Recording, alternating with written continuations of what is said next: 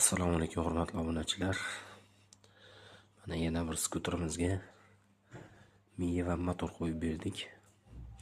Skuterimiz ish holatida mana ishladi. Mana motorlar ishladi. Hamma joylari zo'r, kalkulashli holatda. Bu skuterimizda 4 akkumulyator 48 volt. Kichkina mini skuterdan ishlatib berdik. Xudo xolasa yog'izda bo'ladi. Mana o'zini motori, buna miyasi. Bunda miyada qizish bo'lgan, kuygan 350 watt 48 voltlik miya. Mana bu yerda kuygan, holdatchik ketgan. Holdatchik almashtirsak ham robotga ishlamadi. Keyin mana yangi miyani qo'ydik.